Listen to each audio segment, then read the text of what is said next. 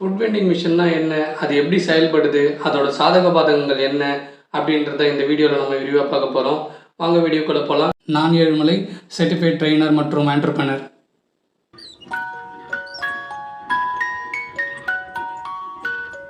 இந்த food vending மிஷின்னா என்ன அப்படின்றத நம்ம முதல்ல பார்த்துடலாம். இந்த ஃபுட் வெண்டிங் மிஷின்னா ஒன்றும் இல்லை, ஃபிசிக்கல் ஸ்டோரில் நம்ம போய் பர்ச்சேஸ் பண்ணி நம்ம பொருட்களை வாங்குறதுக்கு பதிலாக ஒரு ஆட்டோமேட்டிக் மிஷின் கிட்ட நம்ம பர்ச்சேஸ் பண்ணுற விஷயந்தான் இந்த ஃபுட் வெண்டிங் மிஷின். இந்த வகையான ஃபுட் வெண்டிங் மிஷின் மேலை நாடுகளில் ரொம்ப பிரபலமாகிட்டு வருது. நம்ம ஊருக்கு இப்போ தான் கொஞ்சம் கொஞ்சமாக அது பிரபலமாகிட்டு இருக்கு. எந்த ஒரு பிஸ்னஸ் ஆரம்பிக்கிறதுக்கு முன்னாடி நம்மளை எப்படி தயார்படுத்தணும், நம்மளோட பிஸ்னஸ் பிளானை எப்படி வடிவமைக்கணுன்றத ஃபண்டமெண்டல்ஸ் ஆஃப் ஃபுட் பிஸ்னஸ்ன்ற பிளேலிஸ்ட்டில் முதல் 2 வீடியோ போட்டிருக்கேன். அதை பார்த்துட்டு இந்த வீடியோவை தொடர்ந்தீங்கன்னா உங்களுக்கு பயனுள்ளதாக இருக்கும். இப்போது இந்த பிஸ்னஸ் எப்படி செயல்படுதுன்றதை பார்ப்போம்.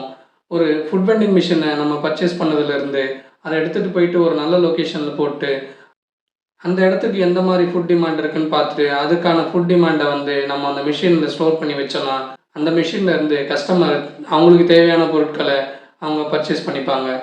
இது மூலிமா உங்களுக்கு ஒரு ஆட்டோமேட்டட் ஏர்னிங்ஸ் வரும். உங்களோட பிஸ்னஸ் பிளானில் இருக்கிற மாதிரி டார்கெட் கஸ்டமருக்கு ஏற்ற ப்ராடக்டை நீங்கள் அந்த மிஷினில் ஸ்டோர் பண்ணுவீங்க. அந்த மிஷின்லேருந்து கஸ்டமர் அவங்களுக்கு தேவையான பொருட்களை அதுலேருந்து பர்ச்சேஸ் பண்ணிப்பாங்க. அதுக்கப்புறம் நீங்கள் அந்த பொருளை மறுபடியும் லோட் பண்ணுற மாதிரி இருக்கும். அதுலேருந்து உங்களுக்கு ஒரு ரெவென்யூ ஜென்ரேட் ஆகும். நான் முன்பே சொன்ன மாதிரி நீங்கள் ஒரு சாலிடான பிஸ்னஸ் பிளான் வச்சுருக்கீங்க அப்படின்னா அதை எப்படி நீங்கள் செயல்படுத்தணுன்றது உங்களுக்கு ரொம்ப நல்லாவே தெரியும். அதனால் இதோட சாதகம் மற்றும் பாதகங்கள் என்ன அப்படின்றத நம்ம டைரெக்டாக போய் பார்க்கலாம். இந்த பிஸ்னஸோட 3 முக்கியமான சாதகங்கள் தான் என்னென்னு பார்க்க போகிறோம்.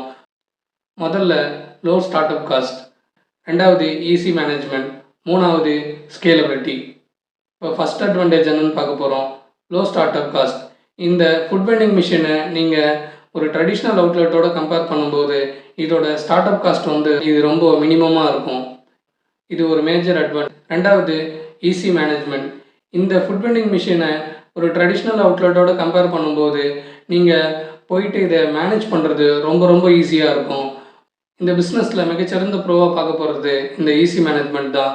ஏன்னா இதை மேனேஜ் பண்ணுறது ரொம்ப ஈஸி.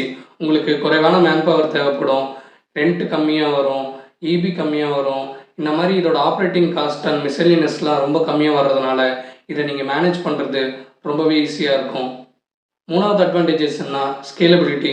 இந்த பிஸ்னஸ் உங்களுக்கு சக்ஸஸ்ஃபுல் மாடலாக அமைஞ்சதுன்னா இந்த மாடலை நீங்கள் மல்டிபிள் பண்ணுறது ரொம்பவே ஈஸி. அதனால் உங்கள் குயிக் பீரியடில் நீங்கள் ஸ்கேலபிலிட்டி பண்ண முடியும். எந்த ஒரு பிஸ்னஸ் எடுத்தாலும் அட்வான்டேஜும் இருக்கும், டிஸ்அட்வான்டேஜும் இருக்கும். இப்போது நம்ம அந்த பிஸ்னஸோட டிஸ்அட்வான்டேஜை தான் பார்க்க போகிறோம். Number 1, maintenance. இந்த மிஷின் மெயின்டெனன்ஸ் ப்ராப்ளம் அடிக்கடிக்கு வரும். நீங்கள் நிறைய படத்தில் கூட பார்த்துருக்கலாம். கஸ்டமர் பே பண்ணிவிடுவாங்க, ஆனால் அந்த பொருள் வராது. அந்த கஸ்டமர் அந்த மிஷினை தட்டின்னு இருப்பார். ஸோ இந்த மாதிரி மெயின்டெனன்ஸ் இஷ்யூலாம் இந்த மிஷினில் நிறைய வர்றதுக்கான வாய்ப்பு அதிகம். அதனால் கஸ்டமருக்கும் உங்களுக்கும் நிறைய ட்ரபிள் வர்றதுக்கான வாய்ப்பு இருக்குது. டிஸ்அட்வான்டேஜ் என்னென்னா இதோட இன்வென்ட்ரி மேனேஜ்மெண்ட். இப்போது நீங்கள் ஒரு 10 பொருள் வாங்கி வைக்கிறீங்கன்னா அதில் 2 பொருள் போகும், மீதி இருக்கிற 8 பொருள் ஸ்டே ஆகுது அப்படின்னா அந்த 2 பொருளுக்காக நீங்கள் மறுபடியும் போய்ட்டு அதை ரீஃபில் பண்ணுற மாதிரி வரும். இந்த மாதிரி ரீஃபில் பண்ணுவீங்க, நிறைய டேமேஜஸ் வரும். ஸ்லோ மூவிங்கான இடத்துலலாம் எக்ஸ்பைரி நடக்கிறதுக்கான வாய்ப்பு இருக்குது.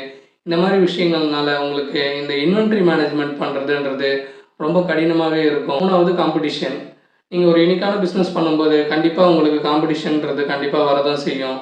ஸோ இந்த காம்படிஷனையும் நீங்கள் ஈஸியாக ஓவர் கம் பண்ணலாம். இந்த கான்செப்ட்லாம் உங்களால் ப்ரோவாக மாற்ற முடிஞ்சதுன்னா கண்டிப்பாக உங்களால் ஒரு சக்ஸஸ்ஃபுல்லாக பிஸ்னஸ் பண்ண முடியும்.